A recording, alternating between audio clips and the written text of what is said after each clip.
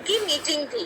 तो जो powerful brand ambassador होते हैं उनका इन्फ्लुएंस हमेशा ज़्यादा होता है, और ये एक इंटरनेशनल लेवल का पर्सनालिटी डेवलपमेंट प्रोग्राम है जो मैं आपके साथ शेयर कर रही हूँ। इसको आप वर्ल्ड में कहीं भी देखेंगे वो एक्सेप्टेड है, लोग इसको किसी भी तरह से डाउट नहीं कर सकते हैं। लोगों ने इस पे काम किया है और काफ़ी हद तक अपनी पर्सनालिटी को इम्प्रूव किया है। तो आज ये आपका मौका है, आने वाले टाइम में भी इस तरह की बहुत सारी जो ट्रेनिंग्स होंगी उसको सीरियसली लीजिए, उसको अपने जीवन में उतारने का काम कीजिए।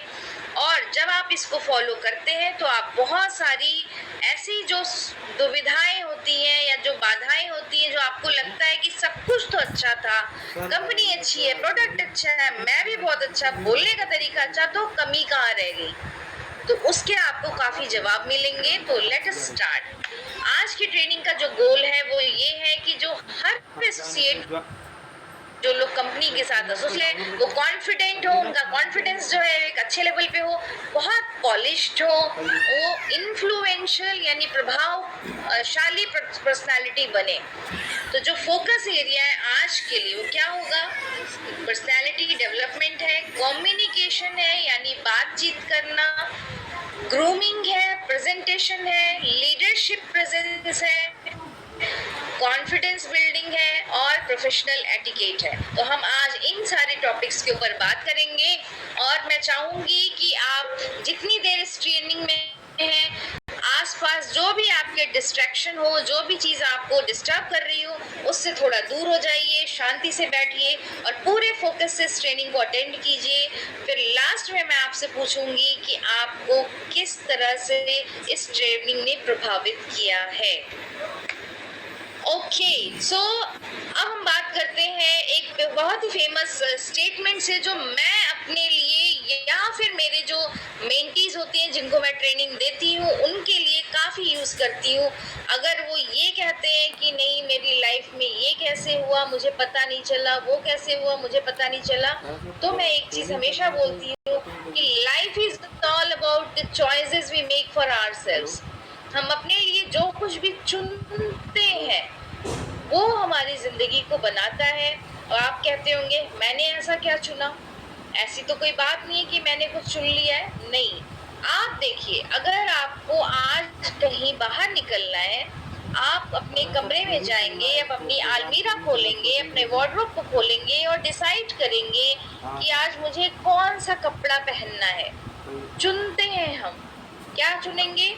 आज रेड नहीं मुझे व्हाइट पहनना है, व्हाइट नहीं ब्लैक पहनना है, ब्लैक नहीं ब्लू पहननी है। तो आप ये चुनते हैं, आप कलर चुनते हैं, आप कपड़े चुनते हैं, आप क्वालिटी कपड़े की सुनते हैं, सब कुछ चुनते हैं। उसी तरीके से जब हम खाना खाते हैं, खाना खाते समय हम क्या करते हैं कि हम जो है वो खाना चुनते हैं। आज ये वाली सब्जी नहीं खानी, आज कुछ और खाना है, तो हम उसको भी चुनते हैं। तो जो चॉइसेस हम होती है वो लाइफ के कई चीज़ों में, दोस्त चुनते हैं हम अपना प्रोफेशन चुनते हैं, हम सब कुछ चुनते हैं, लेकिन हम एक चीज़ नहीं चुनते।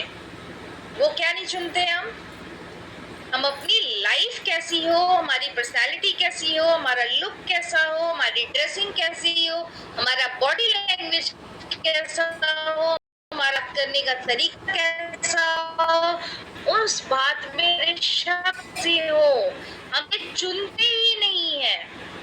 ऐसा होता है ना, क्योंकि हम सीरियस नहीं है इस चीज को लेके, हमें लगता है काम तो चल रहा है, जरूरत क्या है। तो ये चुनने का अधिकार हम मनुष्यों को मिला है।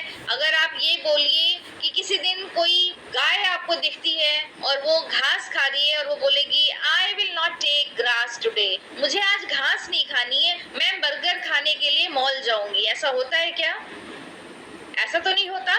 नहीं होता मतलब ये डिसीजन हम ले सकते हैं, हम जा सकते हैं कुछ और चीज लेने के लिए, क्योंकि हमें चुनने का अधिकार है। मनुष्य के अंदर ये बहुत बड़ी शक्ति है। तो हम अपना जीवन भी चुन सकते हैं, हम अपनी पर्सनालिटी भी चुन सकते हैं, और इसको हम बहुत अच्छे तरीके से यूज कर सकते हैं अपनी ग्रोथ के लिए, राइट? अब मैं आपको कुछ आपसे कुछ पूछती हूँ, आप ये बताइए कि हमें अपने ऊपर काम क्यों करना चाहिए। आपको ऐसा लगता होगा ठीक है पर्सनालिटी डेवलपमेंट का सेशन है, काफ़ी सुना है हमने कि पर्सनैलिटी डेवलपमेंट के सेशंस होते हैं। आज जो है कंपनी ने हमारे लिए अरेंज किया है तो हम बैठ लेते हैं, हम सुनते हैं, लेकिन करें क्यों? ज़रूरत क्या है? अच्छी तो है पर्सनैलिटी। कल मेरी 2 फ्रेंड्स ने मुझे बताया था कि you are looking very nice, तो मुझे दिक्कत क्या है? पर्सनैलिटी अच्छी है या नहीं है, ये मैटर नहीं करता। ये मैटर करता है कि आप अपने आप को कन्वे कैसे करते हैं। क्यों? क्योंकि पीपल आर जजमेंटल, लोग जज करते हैं। फिर आप कहेंगे क्या फर्क पड़ता है, कोई जज करता है, मुझे क्या दिक्कत है, मेरी लाइफ तो अच्छी चल रही है, मुझे क्यों जज करना चाहिए? मुझे कोई जज कर रहा है, मुझे क्यों फर्क पड़ना चाहिए? लेकिन आपको एक बात जानकर के बहुत हैरानी होगी कि हम भी उतना ही जज करते हैं। हम करते हैं क्यों? कैसे? मैं एग्जांपल देती हूँ। अगर आप कहीं जाते हैं, वहां पे 4-5 लोग बैठे हैं, तो आप उनके सिर्फ हाव भाव से, कपड़ों से, उनके बोलने की तरीके से अंदाजा लगाते हैं कि नहीं लगाते? ऐसा लगता है वो वाला जो पर्सन जो तीसरे नंबर पे बैठा है वो कुछ परेशान सा है। ऐसा होता है? आपको लगता है कि वो आपको परेशान लग रहा है, क्यों? क्योंकि आपने उसको देख के ऐसा अंदाजा लगाया है। ऐसा भी होता है कि आप कोई वहां से एंटर कर रहा है और आपके ओ लगता है ये वाली जो जगह है उसका ये मालिक है। देखने में तो ऐसा ही लग रहा है। किसी लेडी को आप देखते हैं, देखने में तो वो टीचर लग रही है, या आप ऑब्जर्व करते हैं या आप देखते हैं, और ये हम सब करते हैं। ऐसा नहीं कोई और कर रहा है और हम नहीं कर रहे, हम भी करते हैं। और हम क्यों करते हैं? क्योंकि ये ह्यूमन टेंडेंसी है, एक मनुष्य की ये पहचान है। वो हमेशा किसी को देख करके अपना अंदाजा लगाता है, ब्रेन इमीडिएटली एक्टिव हो जाता है जैसे वो किसी को देखता है, और अपने ताने बाने बुनना शुरू कर देता है। सही या गलत कुछ भी हो, लेकिन वो हमेशा जज करेगा, देखेगा और अंदाजा लगाएगा अभी उसके दिमाग में क्या चल रहा है, या वो उसकी लाइफ कैसे चल रही, या वो क्या है। तो आपके बड़े क्वेश्चंस होंगे जिसका दिमाग आंसर देना शुरू कर देता है। तो जब लोग जजमेंटल हैं तो फिर हमें क्या होना चाहिए? हमें होना चाहिए प्रेजेंटेबल। क्यों होना चाहिए? एक एग्जाम्पल देती हूँ आपको। ये देखिए, खाना खाते समय आप इस प्लेट से खाना खाना पसंद करेंगे या इस वाली प्लेट से? नेचुरली आप कौन सी प्लेट से खाएंगे? जो राइट में है। उससे क्यों खाएंगे? क्योंकि दोनों प्लेट में एक ही चीज रखी है। दोनों प्लेट में सलाद है, सैलेड रखा है। दोनों के जो हैं, उनके जो बेनिफिट है वो सेम है, और दोनों ही आपके लिए हेल्थ की पॉइंट ऑफ व्यू से जरूरी है। लेकिन जो राइट में रखा है वो आंखों को अच्छा लग रहा है, प्लेजेंट लग रहा है, अट्रैक्टिव लग रहा है, तो आप ये खाना चाहेंगे। आप कभी भी वो वाली प्लेट नहीं खाना चाहेंगे अगर आपको ऑप्शन मिलता है तो। एक एग्जाम्पल और देखते हैं। फर्स्ट, ये भी खाने की प्लेट है, इसके अंदर भी खाना है, और ये भी खाने की प्लेट है। आप कौन सा खाना पसंद करेंगे? राइट वाला। क्यों राइट वाला? क्योंकि ये अरेंज्ड है, ये बहुत क्लियरली दिख रहा है, ये बहुत ज्यादा साफ सुथरा है, ये अट्रैक्टिव है, ये देखने में अच्छा लग रहा है। तो आप क्या करेंगे? आपका ध्यान उधर जाएगा, वो आपको इजी लगेगा, वो साफ सुथरा है, वो अट्रैक्टिव है, उसकी तरफ आपका कॉन्फिडेंस और ट्रस्ट ज्यादा है, क्योंकि वो देखने में साफ सुथरा है तो आपका ट्रस्ट होगा कि वो खाने में भी सफाई से बना होगा। राइट? तो हम क्या करते हैं, जब हम आंखों से किसी चीज को देखते हैं तो एक ओपिनियन बनाते हैं, और उस ओपिनियन के अनुसार हम कोई भी डिसीजन लेते हैं अपनी लाइफ के। तो वो ओपिनियन अगर आप चाहते हैं कि आपके लिए कोई बनाए तो वो कैसा बनाए, ये आप डिसाइड कर सकते हैं जब आप अपने आप को कॉन्शियसली तैयार करते हैं किसी चीज के लिए। अब आपको एक एग्जाम्पल और बताती हूँ। एक टीनेज की गर्ल है, 16, 17, 18 साल की एक लड़की है और उसको अपने घर जाना है। वहाँ पे 2 रिक्शा ड्राइवर हैं, लेकिन आपको ये पिक्चर देख के सोचना होगा या बताइए मुझे कि कौन से रिक्शा ड्राइवर के साथ वो जाना पसंद करेगी, ये या फिर ये। 1 मिनट का टाइम लीजिए और बताइए लेफ्ट या राइट। Left, yes. लेफ्ट पे क्यों? लेफ्ट में इसलिए जाना पसंद करेगी क्योंकि उसके जो लुक है वो लुक इतना कॉन्फिडेंस दे रहा है, ट्रस्ट दे रहा है कि आपको लगता है कि हो सकता है कि वो पर्सन उसकी सेफ्टी के लिए ज्यादा जरूरी है। जो राइट में पर्सन है, हो सकता है कि वो जो राइट वाला पर्सन है वो ज्यादा किसी तरह से उसको सेफ फील कराए, लेकिन जो लुक है, जो अपीयरेंस है, उससे जिनके ऊपर ट्रस्ट आ रहा है वो है लेफ्ट में जो पर्सन है। तो आपका लुक, आपका जो हाव भाव है, आपका जो फेशियल एक्सप्रेशन है, आपका जो बॉडी लैंग्वेज है वो मैटर करता है। और आप ये जान जाएंगे जब आप इसका रिजल्ट अपनी लाइफ में एक्चुअली में देखेंगे, अपने ऊपर काम होता है। एंडरिंग कॉलर वो यूज करती हैं, या बहुत सारे आप लोग देखेंगे जो मैंडेटरी साड़ी यूज करते हैं, वो कॉलर्स उसमें सिलवा लेते हैं। तो जो कॉलर की ड्रेसिंग होती है वो लेवल 2 की है, वो आपके इन्फ्लुएंस को और बढ़ा देती है, आपको थोड़ा इनफॉर्मल रखती है लेकिन कोऑपरेटिव दिखते हैं आप देखेंगे जब भी मार्केट में जो लोग सेल्स के लोग होते हैं वो हमेशा लेवल 2 की ड्रेसिंग में होते हैं, जिनका काम ज़्यादा से ज़्यादा लोगों से मिलना होता है। कई बार आप देखेंगे कि जो रिसेप्शन पे लोग बैठे होते हैं उनकी भी ड्रेसिंग लेवल 2 की होती है। अब हम आते हैं लेवल 3 की ड्रेसिंग पे। लेवल 3 की ड्रेसिंग क्या होती है? Softly tailored. सॉफ्टली टेलर्ड का मतलब होता है अनमैच्ड जैकेट, यानी कि आप अपने लिए कोई कॉलर लेयर यूज करेंगे, लेयर, लेकिन वो मैचिंग लेयर नहीं होगा और उसका जो मैसेज होगा वो क्या होगा? इन्फ्लुएंशियल होगा, केपेबल होगा, लेस फॉर्मल होगा और डिपेंडेबल होगा। इसका क्या मतलब हुआ कि आपका जो इन्फ्लुएंस है, जो आपका प्रभाव है, वो इस ड्रेसिंग से और ज्यादा बढ़ जाएगा और केपेबल होगा और लेस फॉर्मल होगा।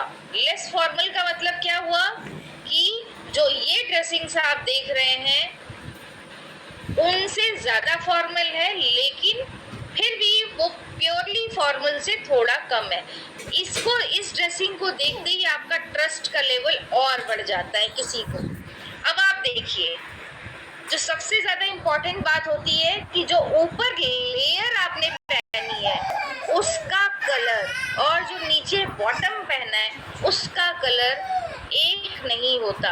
अगर आपने स्कर्ट पहनी है, आपने पैंट पहनी है, आपने साड़ी पहनी है, आपने कुछ भी, उनका कलर एक जैसा नहीं होता और लेयर होती है, यानी लेयर का कलर अलग होता है, तो वो लेवल 3 की ड्रेसिंग होती है। एक और आपको दिखाते हैं, ये देखिए, जैसे इस पर्सन ने क्या पहना हुआ है, एक पैंट पहनी है ब्लू कलर की और ऊपर क्या पहना है, ऑरेंज कलर की लेयर डाली हुई है। तो लेयर तो है, अथॉरिटी है, पिछले वाले से यानी केबल कॉलर जहाँ था उससे ज़्यादा इन्फ्लुएंशियल है, उससे ज़्यादा प्रभावकारी है, उससे ज़्यादा ट्रस्ट आपको इस ड्रेसिंग पे आएगा। लेकिन ये क्या है? अनमैच्ड ड्रेसिंग है, अनमैच्ड जैकेट है, जो कि हम यूज़ करते हैं लेवल 3 में। और अब हम आते हैं लेवल 4 में। ये ड्रेसिंग आप काफ़ी हद तक देखते होंगे अपने लीडर्स को, जो भी स्टेज पे जाते हैं, काफ़ी अच्छी खासी गैदरिंग होती है। तो लेवल 4 की जो ड्रेसिंग होती है उस पर जो आप ऊपर लेयर पहने वो और जो बॉटम पहना है उसका कलर भी सेम होगा और उसका कपड़ा भी सेम होगा। जिस कपड़े में ये ऊपर का आपका लेयर सिला हुआ है, ब्लेजर है, कोट है, जो भी सिला है उसी कपड़े का आपका बॉटम होगा, यानी पैंट होगी।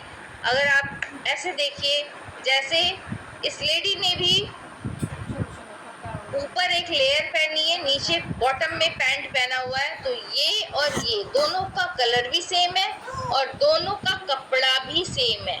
उसी तरीके से अभी मेरे पास साड़ी वाली इमेज नहीं है, मैं आपको साड़ी वाली इमेज भी दिखाऊंगी कि उसमें आपने जो साड़ी पहनी हुई है उसी साड़ी के कपड़े में आपने जैकेट बनाया या उसी से मिलते जुलते कपड़े से, सपोज आपने सिल्क पहनी है, कॉटन पहनी है, तो आपका जैकेट भी कॉटन का है और उसी कलर का है, तो क्या होगा, वो मैच्ड सूट में आता है। इसमें ज़्यादा अथॉरिटी होती है, ये सबसे ज़्यादा पावरफुल ड्रेसिंग होती है, सबसे ज़्यादा ऑफिशियल होती है, ये काफ़ी फॉर्मल है और बहुत ही स्टेबल है। ये आप लाइफ के, करियर के उस मकाम पे पहनना शुरू करते हैं जब आपको ये मैसेज देना हो कि अब काफ़ी चीज़ें सेटल हो गई हैं, स्टेबल हो गई हैं, तो अब मेरी ये एक पर्सनालिटी है जो मेरे काफ़ी सारे काम और हार्डवर्क के बाद निकल के आई है, और वो हमारी मैच सूट में होती है।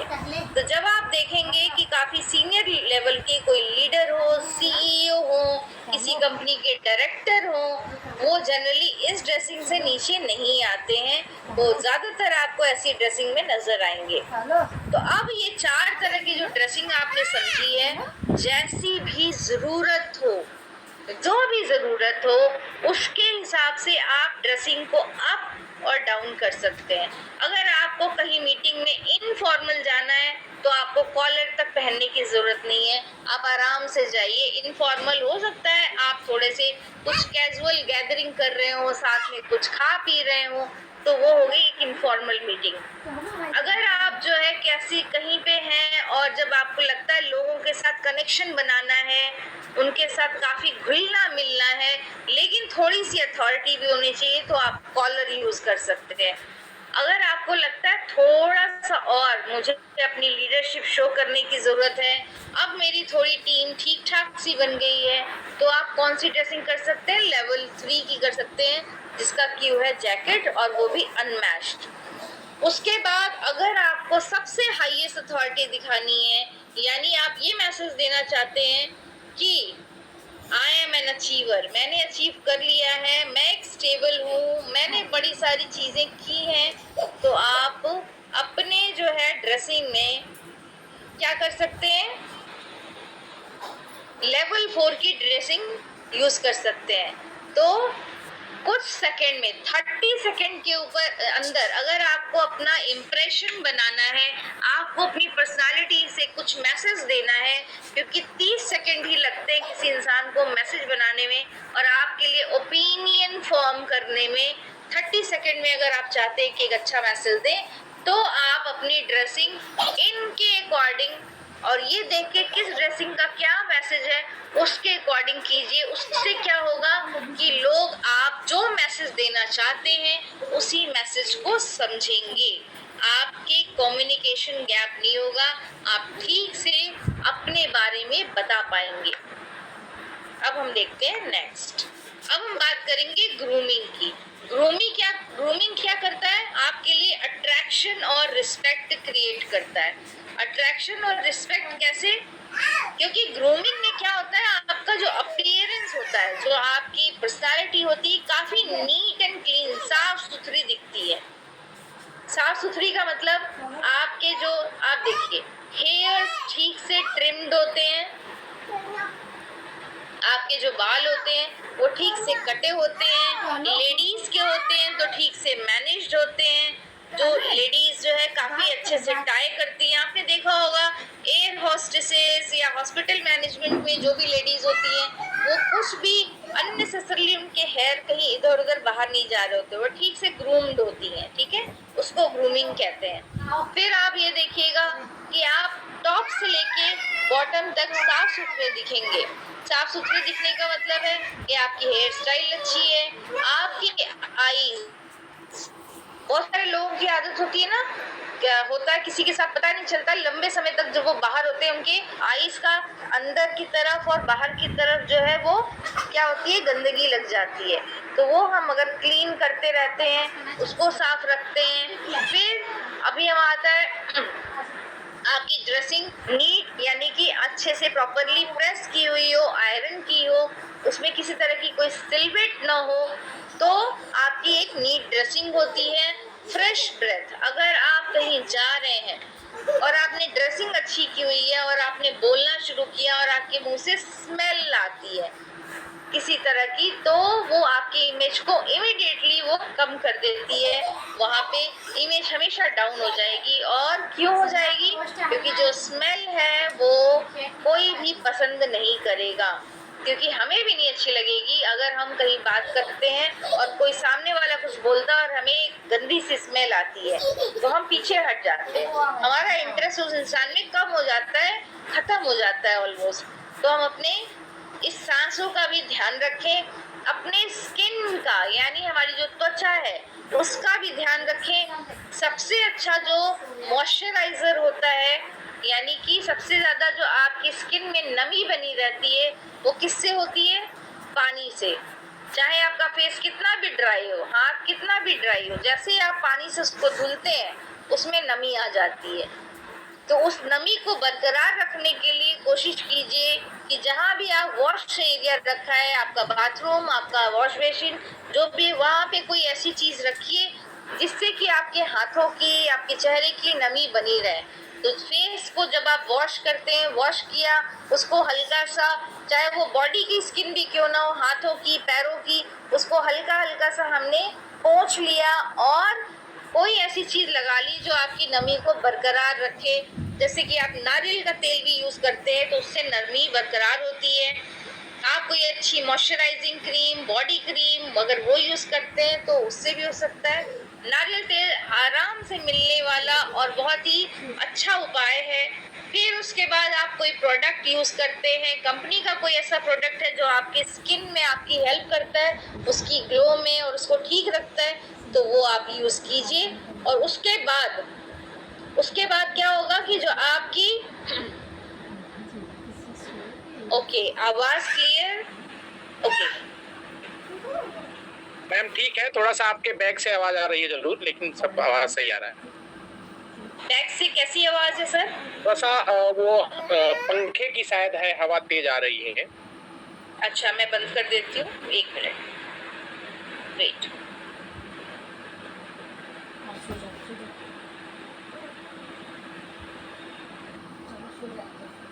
जी ma'am, okay, thank you.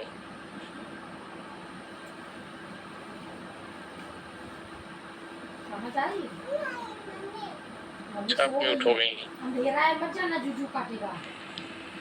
Ji, I think अब ठीक होगी। जी जी ma'am, done done. Okay wait.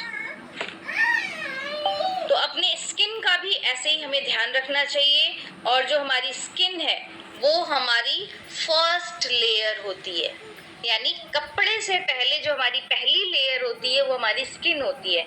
तो स्किन भी, अगर आप बात करते समय आपके जो हाथ हैं वो कहीं कटे फटे हो या स्किन ड्राई हो, या फिर लेडीज चप्पल पहनती हैं, सैंडल पहनती हैं और उसमें क्रैक्स हो उनके पैरों में, तो वो देखने में अच्छा नहीं लगता, वो आपकी इमेज को, पर्सनालिटी को बिल्कुल डाउन कर देता है। तो हम अपनी स्किन का ध्यान रखें, अपनी हाइजीन का, अपनी साफ सफाई का ध्यान रखें।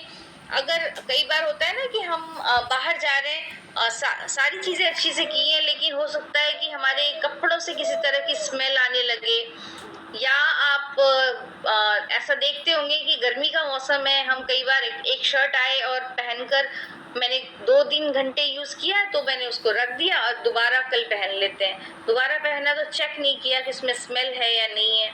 तो इस बात का भी ध्यान रखना चाहिए। बटन्स का, कई बार कोई बटन आपका ढीला हो गया, मुझे लगता है आज चल जाएगा, आज तो नहीं गिरेगी है, तो उससे क्या होता है कि वो भी, अगर वो हल्का सा लूज होके लटक भी रहा होगा ना, वो भी आपकी इमेज की बात करता है। अब वो ये बताता है कि आप कितने अवेयर हैं अपने आप को लेकर के। अगर आप अवेयर होंगे तो आपकी जो बटन्स होंगे, जो आपके रिंकल्स होंगे, वो नहीं दिखेंगे। लेडीज क्या करते हैं, कई बार नेल पेंट लगाती हैं, वो आधी लगी होती है, आधी छूट जाती है, चैप्ड नेल पेंट्स होती हैं। जो चैप्ड नेल पेंट्स होती हैं वो बिल्कुल भी अच्छा इंप्रेशन नहीं देती, क्योंकि हम बोलते समय अपने हाथों की मूवमेंट का यूज करते हैं। तो या तो आप अपनी नेल पेंट को रिमूव कर दीजिए पूरी तरह से, या फिर उसको ठीक से लगाइए। तो ये जो कुछ चीजें हैं वो हमें ग्रूमिंग में जरूर रखनी चाहिए, याद रखनी चाहिए। और जो वेल ग्रूम्ड पर्सनालिटी होती है उनको ज्यादा सीरियसली लिया जाता है। जब आप ज्यादा सीरियसली किसी को लेते हैं तो उसकी एक नीट एंड क्लीन इमेज काफी हद तक उसके लिए जिम्मेदार होती है। हम भी बहुत अच्छा लगता है हमें भी उस इंसान के साथ इंटरेक्ट करने में, बात करने में, काम करने में, फ्रेंडशिप करने में, जिसकी पर्सनालिटी काफी नीट एंड क्लीन हो, राइट। अब हम बात करेंगे बॉडी लैंग्वेज की। बॉडी लैंग्वेज काफी इम्पोर्टेंट है। आप ने देखा होगा कि बहुत सारे इंटरव्यूज, हो सकता है सुना हो आपने कि कई सारे इंटरव्यूज जहाँ पे लोग अपनी जॉब के लिए जाते हैं, या कभी हाई लेवल की इंटरव्यू होती है डायरेक्टर्स की, सीईओज की, वहाँ एक जो पैनल बैठता है इंटरव्यू के लिए, आईएएस पीसीएस की जो फाइनल, सिविल सर्विसेज की जो फाइनल इंटरव्यूज होते हैं, उन पैनल में एक पर्सन को सिर्फ अकेले बिठाया जाता है जो कुछ नहीं बोलता। वो बैठ के सिर्फ एक ही चीज ऑब्जर्व करता है, आपकी हैंड मूवमेंट कैसी थी, जब आप एंटर करके चल के आए तो आपके चलने का तरीका क्या था, आपके बैठने का तरीका क्या था, आपका पोस्चर कैसा था, आपकी आईज की मूवमेंट कैसी थी, आपका फेस का एक्सप्रेशन कैसा था, आप पैरों से किस तरह से मूवमेंट कर रहे थे, ये देखने के लिए, क्योंकि वो उससे ये ऑब्जर्व कर रहे थे कि आप एक्चुअल में कैसी पर्सनालिटी हैं। और जो वो फीडबैक जाता है वो लोगों के सिलेक्शन में काम आता है। तो बॉडी आप बोले या ना बोले, उससे पहले आपकी बॉडी लैंग्वेज बोलती है। बॉडी लैंग्वेज का पावरफुल होना बहुत जरूरी है, और उसमें सबसे पहले आता है, शुरुआत जो होती है वो हमारे आई कांटेक्ट से। आपने देखा होगा कि जो बहुत सारे लोग ऐसे होते हैं जो बात करते समय कभी लेफ्ट देखेंगे, राइट देखेंगे, ऊपर देखेंगे, नीचे देखेंगे, सामने देख के बात नहीं करते, राइट। और इसका सीधा सीधा जो बॉडी लैंग्वेज में जो मैसेज, साइकोलॉजिकल मैसेज जाता है, वो क्या जाता है कि ये पर्सन कुछ छुपा रहा है, या जो बात कह रहा है उसमें दम नहीं है, या इसको कॉन्फिडेंस नहीं है, ठीक है। तो ये आपका ट्रस्ट बिल्ड नहीं होगा। कोई आपकी तरफ देख रहा हो और बात कर रहा हो और आपकी आईज लेफ्ट राइट ऊपर नीचे जाएगी, तो कब जो है ट्रस्ट बिल्ड होगा, जब आप किसी को देखते हुए बात कर रहे हैं। तो देखते हुए बात करने में और घूर के बात करने में अंतर होता है। देखना और घूरना दो अलग चीज है। घूरने का मतलब आप एकदम लगातार देखते हुए बात न करें किसी से। आप जब देखें, थोड़ी देर का पॉज लेके लेफ्ट राइट मूव किया और वापस से जो है आपने उस पर्सन को देखना शुरू किया और बात की। कुल मिला के जो कहने का मतलब है कि उनके जो फेस का एरिया होता है, ये एरिया, इस एरिया में अटेंशन होना चाहिए बात करते समय। वो आपके कॉन्फिडेंस को काफी हद तक बढ़ाता भी है और आपको एक कॉन्फिडेंट पर्सन की तरह दिखाता है। अब बात करते हैं स्ट्रेट पोस्चर, यानी सीधा बैठना या खड़े होना। हम सब अपने घरों में बच्चों को डांटते हैं, सीधे बैठो, कमर टेढ़ी करके नहीं बैठते हैं, आगे नहीं झुकते हैं। क्यों? क्योंकि उनका पोस्चर खराब हो जाएगा।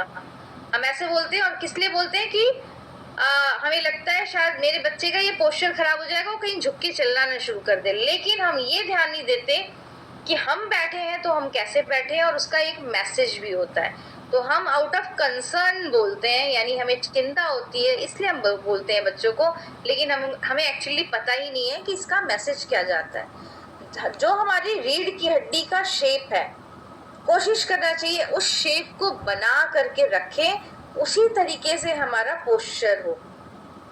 ओके,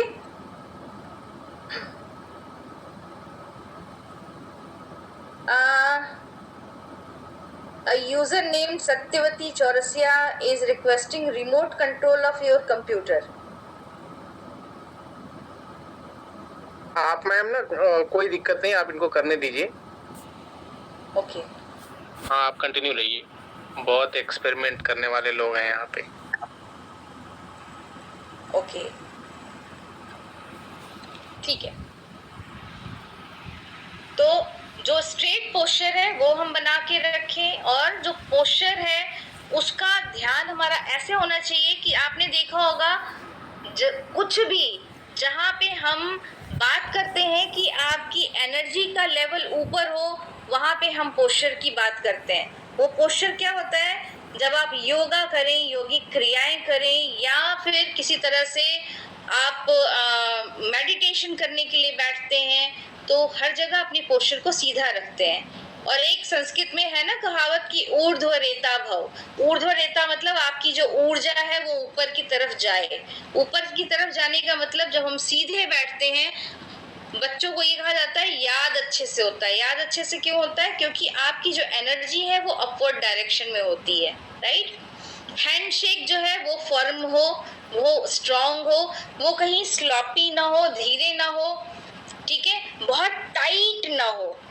कुछ लोगों की आदत होती है हाथ को बहुत तेजी से पकड़ लेने की, कुछ थोड़ा लूज रखते हैं, राइट। और वो हम ना करने के बजाय हम क्या करें, एक फर्म हैंडशेक करें विद 2 शॉट्स, 2 बार या 3 बार मैक्सिमम वो उनके शॉट्स हो, और उसमें जो है आप हैंडशेक को करें, और उस हैंडशेक में आपके कॉन्फिडेंस इसलिए आएगा क्योंकि आपने उस हाथ को बहुत जोर से ना पकड़ा है और ना ही बहुत जोर तक हिलाया है।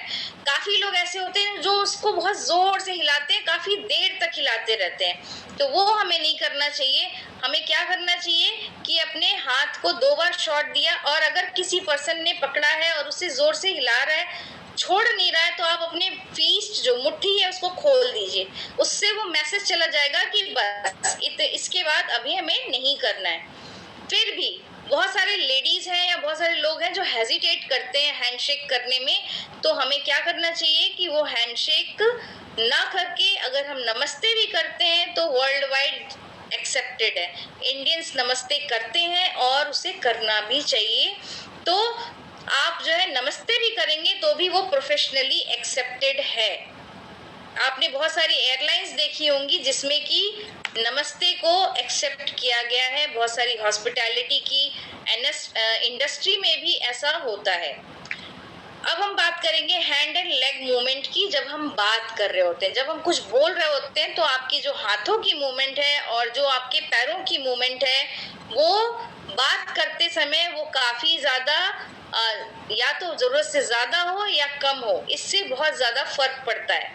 अगर आपके हाथों की मूवमेंट काफी ज्यादा है बात करते समय, तो ये आपके अंदर की बेचैनी के बारे में बताता है कि आप काफी रेस्टलेस हैं। अगर आपके हाथों में कोई मूवमेंट नहीं है, आपने अपने जेब में हाथ डाल लिया या हाथों को ऐसे बांध लिया है, तो ये बताता है कि I am a closed person, मुझे बहुत इंटरेस्ट नहीं है किसी की बातों में, और हमें अपने आप को दूर रखना है उस मीटिंग से और उन बातों से। और अगर आपके जो पैरों की मूवमेंट है वो भी जरूरत से ज्यादा हो, तो वो भी ये बताती है कि आप अंदर से कुछ अनईजी है। कुछ लोग होते हैं ना जो बैठते हैं और वो अपने पैरों को बार बार हिलाते हैं, तो वो अगर अपने पैरों को हिला रहे होते हैं तो वो अपनी अनईजीनेस को शो करते हैं। तो कोशिश करनी चाहिए कि पैरों में ज्यादा डिस्टेंस रखने की बजाय कम डिस्टेंस पे पैरों को हम रखें, और एक दूसरे के ऊपर चढ़ाए बिना और हिलाए बिना आराम से बैठें। पैरों को ज्यादा मूवमेंट देने की जरूरत नहीं होती है, आराम से काम मूवमेंट्स या सटल मूवमेंट्स होनी चाहिए हाथों की और पैरों की। बात करते समय कुछ लोग कहते हैं कि हम हाथों को फिर किस तरीके से रखें, है ना। हर बार आप हैंड मूवमेंट नहीं दिखा सकते हैं, तो अगर आपके हैंड में मूवमेंट नहीं है तो ये सारी फिंगर्स को ऐसे हमें ज्वाइंट करना होता है और चेस्ट के नीचे की तरफ ऐसे रखते हैं। इसको स्टीपिंग पोजीशन बोलते हैं, या फिर हम ऐसे करके बात करें इस तरीके से। और जब आप कुछ हैंड मूवमेंट की जरूरत है तो आप इसको हटाइए और बात कर लीजिए। जब आपके हाथ में माइक हो तो एक हाथ से माइक पकड़िए, दूसरे हाथ से आपके हैंड मूवमेंट हो, और वो दूसरा हाथ आपका जेब में ना हो। बहुत लोगों की आदत होती है एक हाथ में माइक, दूसरा हाथ जेब के अंदर होता है, तो हमें इस चीज से बचना चाहिए, राइट। ओके, नाउ नेक्स्ट हम बात करेंगे फेशियल एक्सप्रेशन की, और उसका सबसे जो इम्पोर्टेंट एस्पेक्ट होता है वो होता है स्माइल। जो आपकी स्माइल होती है वो आपके बारे में बताती है कि आपकी स्माइल कितनी कंफर्टेबल है और कितनी ज्यादा आप स्माइलिंग, आप अपनी जो फेस के एक्सप्रेशन को किस तरीके से स्माइल से, अगर आपका एंगर है या आपका कोई और इमोशन चल रहा है, उसको आप किस तरीके से बचा लेते हैं, राइट। तो स्माइल आपकी बहुत स्ट्रांग होनी चाहिए। उस स्माइल में आपके वार्मथ होती है, वो कनेक्शन बिल्ड करता है, लोग कंफर्टेबल फील करते हैं। अगर आप कहीं जाते हैं, आपने देखा होगा 4-5 लोग बैठे हैं, उसमें से अगर किसी एक की स्माइल होती है तो क्या होता है, आप उसके साथ बात करने में ज्यादा कंफर्टेबल होते हैं, आप ज्यादा अप्रोचेबल फील करते हैं। तो स्माइल आपके कॉन्फिडेंस के बारे में बात करता है। अब हम आते हैं कम्युनिकेशन पे। एक्चुअली जो कम्युनिकेशन है वो क्या करता है, कम्युनिकेशन कनेक्शन क्रिएट करता है। अभी तक हमने जितनी भी बात की वो नॉन वर्बल कम्युनिकेशन, यानी जो आपका फेशियल एक्सप्रेशन है, बॉडी लैंग्वेज है, ड्रेसिंग है, वो नॉन वर्बल है। लेकिन जो आपकी वर्बल कम्युनिकेशन होती है वो भी उतनी ही इम्पोर्टेंट होती है, चाहे वो 7% और 38% हो, क्योंकि वो मिलकर भी काफी 45% का एरिया वो भी कवर कर रहा है। तो आप क्या बोलते हैं और कैसे बोलते हैं वो हमें काफी अपनी प्रेजेंस को दिखाने का मौका देता है, राइट। तो जो कम्युनिकेशन है वो काफी क्लियर होनी चाहिए। क्लियर या होने का मतलब होता है आप जो भी बोल रहे हैं, जो भी बात कर रहे हैं, वो सामने वाले को वैसी ही समझ में, जो कुछ भी बोलते हैं, यानी आपने जो बात आपके यहाँ से शुरू हुई, जिसको हम कहते हैं सेंडर, जो इंसान बोलता है वो होता है सेंडर, और जिसको बात सुनाई देती है उसको कहते हैं रिसीवर। तो जो सेंडर से रिसीवर तक की बात की यात्रा है वो इतनी कंफर्टेबल हो कि जो रिसीवर है वो वैसा ही रिसीव करे जैसा कि आप देना चाहते हैं। तो आप स्पीकिंग क्लियरली होनी चाहिए, ज्यादा घुमा फिरा कर लंबी चौड़ी बात करने की जरूरत नहीं होती है। To the point, small sentences में, कम वर्ड्स में और पॉजिटिव वर्ड्स में अगर हम अपनी बात को बोलते हैं तो उसका इम्पैक्ट हमेशा ज्यादा होता है। फिलर्स काफी लोग यूज करते हैं, तो फिलर्स को अवॉइड करना चाहिए। जो फिलर्स होते हैं वो ऐसे होते हैं जैसे बोलते समय हम कहते हैं ना, क्या कहते हैं कि जो ऐसी आवाज निकलती है। मैं ये कहना चाह रहा था कि वो ऐसे बोल रहा है, मतलब ये जो आपकी काफी जो वॉइसेस होती हैं जिसमें से आपकी आवाज और साउंड आता है केवल, वो हमें अवॉइड करना चाहिए। वो ये बताता है कि कहीं आप मिस कर रहे हैं किसी चीज को और वो आप याद करने की कोशिश कर रहे हैं, तो इनको फिलर्स कहते हैं, वो अवॉइड कीजिए। लिसन केयरफुली, लिसनिंग पे हम आगे की एक स्लाइड में आएंगे। रिस्पेक्टफुल, जो भी लैंग्वेज आप यूज करें, जो भी बात आप करें, उसमें रिस्पेक्ट होनी चाहिए। बात में रिस्पेक्ट होने का मतलब ये होता है कि कई बार हम आर्ग्यूमेंट्स में पड़ जाते हैं। अगर हम कोई बात कह रहे हैं और किसी और ने कोई और ओपिनियन दिया और आपको ये लगता है भाई गलत है ये बात, तो क्या करेंगे, नहीं नहीं आप ये गलत कह रहे हैं, मेरी बात सुनिए, मैं ऐसे, तो वो रिस्पेक्टफुल नहीं है। रिस्पेक्टफुल कैसे होता है, आप ये कहें कि आप जो बात कर रहे हैं मैं समझ रहा हूं या मैं समझ रही हूं, आई अंडरस्टैंड दैट, हाउएवर, लेकिन मेरी जो ओपिनियन है वो ये है, डैश डैश डैश, फिर आप अपनी बात कहें। तो इससे क्या होगा, आपने क्या किया, उस पर्सन के बात की, ओपिनियन की, नॉलेज की, चाहे वो थोड़ी ही क्यों हो, रिस्पेक्ट की। इससे क्या होगा, अगर वो ये लगेगा ही इज हर्ट, वो सुनना जा रहा है, उसको उसकी लिसनिंग अच्छी है, तो वो पर्सन आपके बात को भी सुनने में इंटरेस्ट लेगा, नहीं तो उसका भी इंटरेस्ट खत्म हो जाएगा और वो आपकी बात को ठीक से नहीं देख पाएगा, राइट। रिस्पेक्टफुल होना बहुत ही पॉजिटिव वे ऑफ स्पीकिंग है।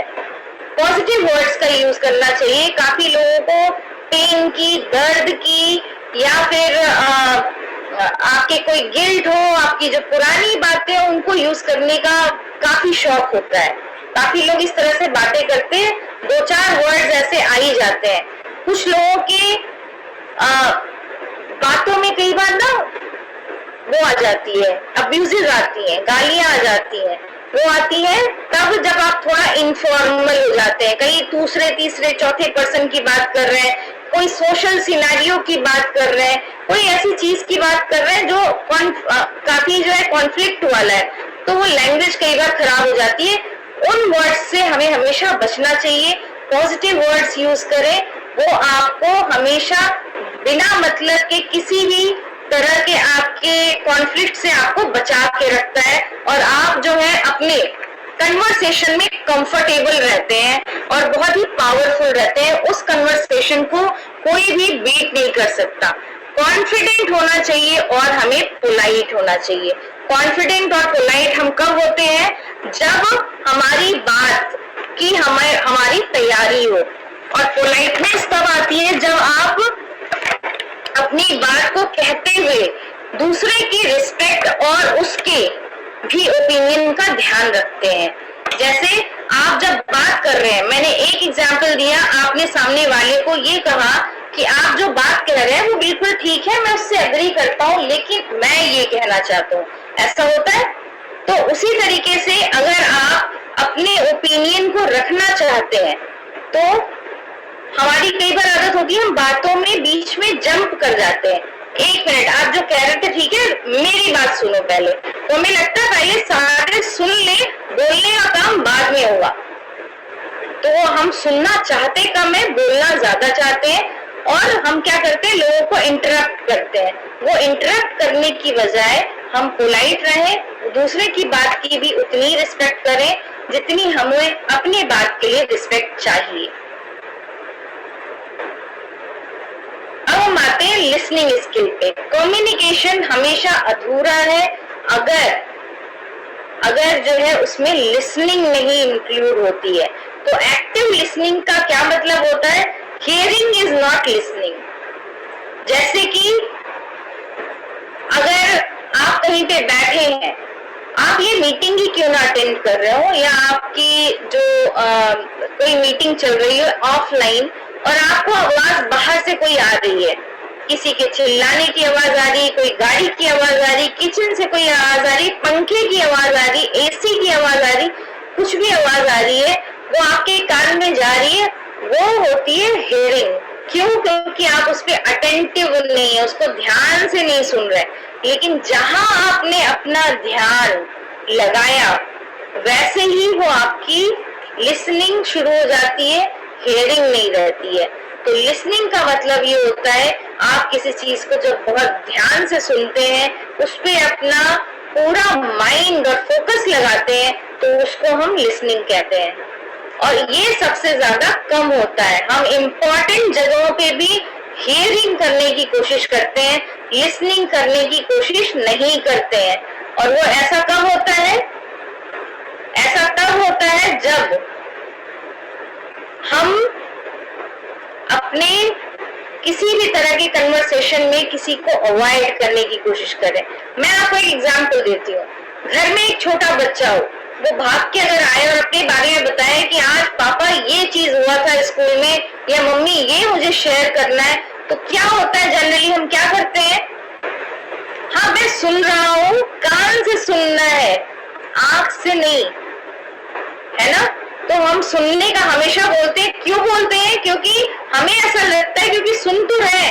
और लेकिन बच्चे को क्या चाहिए? आप बैठिए, उसकी तरफ देखिए, 5 मिनट उसको टाइम दीजिए और फिर सुनिए। इसको कहते हैं कंप्लीट लिसनिंग, जो कि मिसिंग होती है। उसी तरीके से आप कहीं पे कुछ काम कर रहे हैं, आपने देखा होगा किसी ऑफिस में जाए, कई बार गवर्नमेंट ऑफिसेस में आप जाते हैं और लोग कुछ लिख रहे हैं या मोबाइल पे कोई काम कर रहे हैं, लैपटॉप पे कुछ काम कर रहे हैं, आप अपनी बात कह रहे हैं और वो आपको देखे बिना कह रहे हैं हाँ बोलिए, आपको अधूरा लगता है। अगर आप डॉक्टर के पास जाएं, आप अपनी प्रॉब्लम बताएं और आप डॉक्टर आपकी तरफ देख करके, आपके ऊपर अटेंशन दे करके अगर आपकी बात को नहीं सुनते, तो वो लिसनिंग, वो कम्युनिकेशन हमेशा आपको अधूरी लगेगी। तो जो चीज हमें अधूरी लग रही है वो हम किसी और को कैसे दें, स्पेशली जब हम प्रोफेशनल सिनेरियो में हैं। तो जब आप लिसनिंग करते हैं तो आप क्या करते हैं, आप किसी को अपना अटेंशन देते हैं। और इस दुनिया में सबसे अच्छी चीज जो हम किसी को दे सकते हैं वो है हमारा अनडिवाइडेड अटेंशन। इससे बड़ा गिफ्ट हम किसी को कभी भी नहीं दे सकते हैं, चाहे वो हमारी फैमिली ही क्यों ना हो, या हमारे कलीग्स हो, या हमारे साथ काम करने वाले जो लोग हैं। कोई भी अगर आपके पास आता है, आप अगर एक अच्छे लिसनर है, अगर आप एक अच्छे श्रोता है, आप उससे भी बेहतरीन वक्ता बनेंगे। कि जो लिसनर अच्छा होता है वो स्पीकर हमेशा अच्छा होता है। अंडरस्टैंडिंग इमोशन, जब भी आप लिसनिंग करते हैं आप किसी की भावनाओं को समझ पाते हैं, इमोशन को समझ पाते हैं। हियरिंग करने में आप इमोशन पे कभी ध्यान नहीं देंगे। प्रॉपर रिस्पॉन्स, जब हम लिसन करें तो हमें प्रॉपर रिस्पॉन्स देनी चाहिए, जैसे फेस में नॉडिंग, अच्छा ये बात है, ओके मैं समझ रही हूँ, आई अंडरस्टैंड यू। अगर हम इस तरह के शब्दों का यूज करें और हम उसको पॉजिटिवली फील कराएं कि आई एम लिसनिंग, मैं सुन रही हूँ, तो उससे वो पर्सन और ज्यादा कंफर्टेबल होगा बात करने में। तो जो लिसनिंग है वो हमारे प्रोफेशनल सिनेरियो में काफी हद तक एक राइट कम्युनिकेशन का काम करती है, और जो कम्युनिकेशन गैप होता है वो उससे हम बच जाते हैं। और जैसा मैंने पहले भी बताया था कि जब भी कम्युनिकेशन हो, आई कांटेक्ट करना बहुत जरूरी है। आई कांटेक्ट जो है आपके फेस को काफी हद तक ये मैसेज देने के लिए वो करता है कि आप अपने आप को ये बताते हैं कि I am listening, I am confident, I am a good communicator. आपका जो कम्युनिकेशन का लेवल है वो काफी अच्छा होता है। अब हम बात करेंगे, काफी चीजें इसमें से पिछले दो स्लाइड में हमने की है, लेकिन फिर भी एक दो पॉइंट और है, उसको हम समझेंगे कि प्रोफेशनल स्पीकिंग में क्या करते हैं। जो पिछली हमने स्पीकिंग या कम्युनिकेशन देखा उसमें कुछ चीजें तो हम घर में या फ्रेंड सर्कल में कर सकते हैं, लेकिन प्रोफेशनल स्पीकिंग में हमें कुछ ऐसी चीजें जरूर है जो हमें अवॉइड करनी चाहिए। जो प्रोफेशनल स्पीकिंग में आपका जो कॉन्फिडेंस लेवल है वो कोशिश करनी चाहिए बिल्कुल भी ना हिले। और वो कैसे आता है वो हम बाद में बात करेंगे। जो आपका टोन है बोलने का वो बहुत स्ट्रांग होना चाहिए। जब आप किसी शब्द में इमोशन लेके आते हैं तो उस इमोशन के अकॉर्डिंग आपकी पिच, बोलने की जो पिच है वो हाई और लो या मीडियम पेस में होनी चाहिए। वो कैसे? क्योंकि अगर लिखे हुए शब्द ज्यादा इंपॉर्टेंट होते तो हम जो गाने सुनते हैं उसको हम ऐसे ही पढ़ के फील कर लेते, उसमें किसी भी तरह के सरगम की या सुरों की और उसमें लो और हाई पिच की जरूरत ही नहीं थी। उससे क्या होता है, हमेशा मधुरता आती है, अट्रैक्शन आता है, उसमें लोगों का इंटरेस्ट बना होता है आपकी बातों में। तो अपने बातों की जो टोन है उसको बना के रखें और एक जैसा, अगर समतल पेस पे अगर मैं अपनी बात को कह रही हूँ, आपको अपनी स्पीकिंग पे काम करना चाहिए। आप अपनी स्पीकिंग को अच्छा करें और उसके लिए कम्युनिकेशन पे काम करें। एक जैसा चलता जाएगा रोबोटिक लैंग्वेज में तो उसमें लोगों का इंटरेस्ट नहीं डेवलप होगा। कोशिश करनी चाहिए कि बहुत ज्यादा चिल्ला के ना बोलें, उसकी जरूरत नहीं पड़ेगी अगर आपकी आवाज आपके नेवल से या नाभि से आएगी। और उसके लिए आप कुछ वोकल एक्सरसाइजेस भी आराम से कर सकते हैं। अगर आप कंफर्टेबल हो और ओम का उच्चारण कर सकते हैं तो एक गहरी सांस लेने के बाद ओम का उच्चारण कीजिए और डेली 5 से 7 मिनट कीजिए। आपकी जो आवाज आती है, जो आप बोलते हैं, उसकी जगह बदल जाएगी। वो गले से नहीं आएगी, वो आपके स्टमक से आएगी। अगर आप वो नहीं करना चाहते या नहीं कर सकते हैं तो आप कुछ प्राणायाम है जिसमें गहरी सांस हम लेते हैं और छोड़ते हैं, चाहे वो अनुलोम विलोम हो, भ्रामरी एक प्राणायाम है, ये भी आप कर सकते हैं। इससे भी आपके स्टमक, बेली से आपकी आवाज आएगी और वो आवाज काफी गहरी होगी और उसका बेस काफी स्ट्रॉन्ग होगा। अगर आप ये भी नहीं करना चाहते हैं तो आप हमिंग वॉइस, यानी जो बीज मधुमक्खी की आवाज होती है ना, वैसे निकाल सकते हैं। कैसे कर सकते हैं उसको? तो ये क्या, वो आवाज आपके नेवल से आनी चाहिए। ये प्रैक्टिस भी आपके जो बेस है आवाज का उसको स्ट्रॉन्ग करती है, शाउटिंग नहीं रहेगी। अगर आपको एक्साइटमेंट आता है और आप अपनी बात को और अच्छे से कहना चाहते हैं तो आपकी जो शाउटिंग है उसकी बजाय गहराई से आपकी आवाज निकलेगी और उसे दम होगा। इन सब के अलावा एक तरीका और है कि आप एक घड़ा ले लीजिए जिसका गोल मुंह हो और अपने मुंह को उसके ऊपर ऐसे रखिए जिससे कि वो घड़ा कवर हो जाए और आ का साउंड निकालिए। कैसे? आ से शुरू करके और इसको हाई पिच पे लेके जाना है। तो कैसे करना है? वो जब आप घड़े के अंदर ऐसे आवाज निकालेंगे आपको अपनी ही आवाज एको करते हुए सुनाई देगी और जब वो आवाज निकलेगी तो वो आपके बिल्कुल नेवल से, जब आप ऐसे करके आप आवाज निकालेंगे वो बिल्कुल नेवल से निकल के आएगी और इस प्रैक्टिस से भी आपकी आवाज में बहुत बेस बनेगा। कोशिश करनी चाहिए हमें स्लैंग, लोकल लैंग्वेज में हम लोग कई बार ऐसे होते हैं ना, फ्रेंडशिप में चल जाता है, घर में भी चल जाता है, लेकिन स्लैंग्स का यूज ना करें। स्लैंग वो लैंग्वेज होती है जो हम बातचीत में बोल जाते हैं, हमारी इंटेंशन नहीं होती है। क्या होता है, जैसे कितनी देर से तुमको बात समझा रहे थे, तुम्हें समझ नहीं आ रही, नाच ना आवे आंगन टेढ़ा, या फिर हम कहते हैं ना बंदर के जाने अदरक का स्वाद। ये लैंग्वेजेस प्रोफेशनली हमें बिल्कुल यूज नहीं करनी चाहिए, उनको अवॉइड करना चाहिए और हमेशा जो हमारी लैंग्वेज हो अफर्मेटिव हो। अफर्मेटिव का मतलब अफर्म करना, इंश्योर करना कि मैं आपके साथ हूँ इस कन्वर्सेशन में। तो अफर्मेटिव लैंग्वेज का यूज कीजिए क्योंकि आपके जो वर्ड्स होते हैं वो आपकी इमेज को क्रिएट करते हैं। इसमें से अभी तक जितनी भी चीज शेयर की है मैंने, इसमें से हर चीज वो इम्पोर्टेंट है। Everything is important. कोई भी ऐसा नहीं है जिसको आप थोड़ा सा कम कर लीजिए तो चलेगा, क्योंकि कुछ भी चलता नहीं है। वो आपके इमेज के बारे में, आपकी पर्सनालिटी के बारे में बात करता है और वो बात करने के लिए आपको बहुत जरूरी है कि आप अपने हर एस्पेक्ट पे काम करें और सीरियसली काम करें। यहाँ तक अगर आप मेरे साथ हैं और आपको ट्रेनिंग अच्छी लग रही है तो एक बार ये वाइट मैसेज में डाल दीजिए, मुझे ये पता चल जाएगा आप सो तो नहीं रहे। Thank you so much, thank you. Good ma'am, बहुत शानदार रहा। और चलिए अब हम आते हैं प्रोफेशनल कम्युनिकेशन जो हम ऑनलाइन करते हैं। थैंक यू सो मच आपके रिस्पॉन्स के लिए। ऑनलाइन हम ऑनलाइन भी बहुत सारी मीटिंग्स अटेंड करते हैं, ट्रेनिंग्स अटेंड करते हैं, वहां हमें कई बार बोलने का मौका मिलता है। तो हमें ऐसा बिल्कुल नहीं सोचना चाहिए कि अगर हम ऑफलाइन किसी के सामने बैठे हैं, ग्रुप में बैठे हैं, तो ही हमारी कम्युनिकेशन इम्पोर्टेंट है। ऑनलाइन भी वो इतनी ही इम्पोर्टेंट है, चाहे वो आपकी कॉल हो रही हो, चाहे वो आपकी मीटिंग हो रही है। तो उसमें भी आप अपनी पोलाइटनेस को बना के रखिए, उसमें भी किसी भी तरह के आर्ग्यूमेंट से, किसी भी तरह के बहस से बचिए। मैंने देखा कुछ लोग शायद चैट में भी बहस कर रहे थे।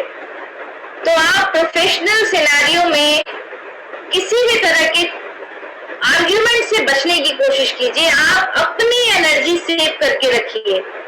जो एनर्जी होता है ना, बिना मतलब कि हम वेस्ट कर रहे हैं उसको, उसकी जरूरत नहीं है ना।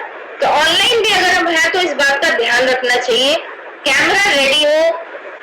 बहुत सारे लोग होते हैं जो मीटिंग्स में आते हैं और कैमरा ऑन भी कर देते हैं और वो कहीं ऐसी जगह पे होते हैं जो कंफर्टेबल पोजीशन नहीं होती है, मूव करते रहते हैं, चलते रहते हैं, आधे लेट जाते हैं कई बार। जैसे कि स्टार्टिंग में जितेंद्र जी ने बोला कि भाई आप लेटे हुए ना हो, आप कपड़े ठीक से पहने हो। तो ऑनलाइन भी इस चीज की रिस्पेक्ट करनी चाहिए।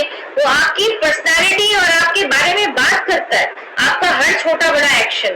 बैकग्राउंड नॉइज, जैसे आपने कहा पंखे की आवाज आ रही है, मैं इसको कल सॉल्व करूंगी कैसे करना है। तो बैकग्राउंड नॉइज से बचना चाहिए। अगर वो बैकग्राउंड नॉइज आपको भी डिस्टर्ब कर रही है तो भी प्रॉब्लम होगी, क्योंकि ऐसा होता है कई बार कि आपकी जो बैकग्राउंड नॉइज है वो आपका अटेंशन को डाइवर्ट कर ले, तो अटेंशन डाइवर्ट होगा तो आप ऑनलाइन मीटिंग में बिल्कुल भी कंसंट्रेट नहीं कर पाएंगे। उसको ध्यान रखना चाहिए।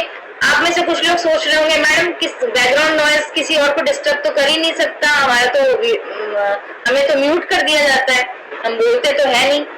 तो आप नहीं बोलते लेकिन आपकी खुद की भी डिस्टर्बेंस होती है। पंक्चुअल होइए। मैंने ये देखा कि काफी लोग समय से ट्रेनिंग में आ गए थे और आ भी जाते हैं, तो बहुत अच्छी एक हैबिट है और एक बहुत ही रिस्पेक्ट का तरीका है। अगर आप अपने समय का और सामने वाले के समय का, दोनों के समय का आप बिल्कुल ध्यान रखें और उसकी रिस्पेक्ट करें। प्रोफेशनलिज्म को बना के रखें। किसी भी तरह के पर्सनल आर्ग्यूमेंट्स, किसी भी तरह के पर्सनल चिट चैट से ग्रुप मीटिंग्स में या ऑनलाइन मीटिंग्स में, इवन ऑफलाइन में बचना चाहिए। तो जो ऑनलाइन प्रेजेंस है वो भी आपकी पर्सनालिटी के बारे में बात करती है और काफी इम्पैक्ट क्रिएट करती है। अब हम बात करेंगे कि प्रोफेशनल एटमॉस्फेयर में जो बिहेवियर है पब्लिक में वो कैसा होना चाहिए, चाहे वो आपकी मीटिंग हो, चाहे वो आपके रेजिडेंशियल ट्रेनिंग हो, चाहे वो आपकी ऑनलाइन मीटिंग हो, चाहे वो ऑफलाइन हो, चाहे वो आप किसी के घर गए हैं, आप आपके एसोसिएट्स के पास हैं। बेसिक एटिकेट्स का हमें हमेशा ध्यान रखना चाहिए और वो ये होता है कि रिस्पेक्ट एवरीवन। जो भी हो उनका रिस्पेक्ट कीजिए। आप किसी से कोई पर्सनल ग्रजेस मत रखिए। पर्सनल खुन्नस रखने की कोई जरूरत नहीं है कि मुझे वो पर्सनली इंसान नहीं पसंद है। आपके उस इंसान के पसंद या नापसंद से किसी भी तरह से आप इत्तेफाक अगर रखते हैं तो वो आपकी खुद की इमेज को डाउन करता है। प्रोफेशनल सिनेरियो में आपको ऑनेस्ट और अनबायस्ड होना चाहिए। बिल्कुल कहीं ज्यादा फेवर कर रहे हैं, कहीं कम फेवर कर रहे हैं, इन चीजों से बचना चाहिए। कहीं ज्यादा आप किसी को ज्यादा सुनने की कोशिश कर रहे हैं, किसी को कम सुनते हैं, ये भी बचना चाहिए। किसी को आप ज्यादा हेल्प कर रहे हैं, किसी को कम। ऑनेस्ट रहिए। एज अ लीडर हमें कोशिश करनी चाहिए कि हमारा बिहेवियर और हमारी जो रिस्पेक्ट है किसी के लिए वो एक जैसी हो। बिना मतलब की गॉसिप से बचना चाहिए। वो गॉसिप किसी भी तरह की हो सकती है। आप किसी दूसरे तीसरे पर्सन के बारे में बैठकर बात कर रहे हो, आप तो ये कहेंगे कि हमारी मीटिंग हो गई या हम रेजिडेंशियल ट्रेनिंग में थे, वो खत्म हो गई, सारी ट्रेनिंग अटेंड करी, बहुत अच्छा था, कोई गॉसिप नहीं किया, अब हम बैठे हैं, अब हम रिलैक्स कर रहे हैं, अब हम कोई बात कर सकते हैं और हम फ्रेंडली होने लगते हैं, हम दोस्त बनने लगते हैं। प्रोफेशनल एटमॉस्फेयर में कभी भी फ्रेंडशिप की जरूरत नहीं होती है, फेलोशिप की जरूरत होती है। यानी बहुत ही करीब दोस्त नहीं होना चाहिए, फेलोशिप होनी चाहिए। हम साथ में काम कर रहे हैं, साथ में एक दूसरे की सपोर्ट के लिए हैं, लेकिन आप मेरे लिए पूरी तरह से डिवोटेड हो जाइए, मैं आपके लिए हो जाऊं, उन चीजों से बचना चाहिए क्योंकि कहीं ना कहीं कई बार प्रोफेशनल सिनेरियो में ये कॉन्फ्लिक्ट का कारण बनता है। पोलाइट लैंग्वेज का यूज कीजिए, जितना हो सके उतना अपनी टोन को सॉफ्ट रखिए। बहुत अग्रेशन की, बहुत गुस्से की उसमें जरूरत नहीं होती है। डू नॉट इंटरप्ट अदर्स, दूसरों को इंटरप्ट मत कीजिए, रोकिए मत। बहुत लोगों की आदत होती है ना कि कुछ बात कर रहा है, कोई बात कह रहा है तो बीच में जंप कर जाएंगे। नहीं, यहाँ नहीं, मैं आपको बताता हूँ सही क्या है, या मेरी ओपिनियन सुनिए। तो हम वो करते, कोशिश करनी चाहिए सामने वाले को बात खत्म करने का मौका दे। अब आप में से कुछ लोग कहेंगे अगर ऐसा कर दिया, तो कुछ लोग ऐसे भी हैं जो 10 मिनट से पहले रुकेंगे भी नहीं। कुछ अगर ज्यादा मौका मिल गया तो 15-20 मिनट तक बोलते ही रहेंगे। तो ऐसी कंडीशन में क्या करें? ऐसी कंडीशन में आप बात के बीच में अगर जंप करना चाहते हैं तो 2 वर्ड्स हैं, उनको यूज कर लीजिए। क्या बोलेंगे?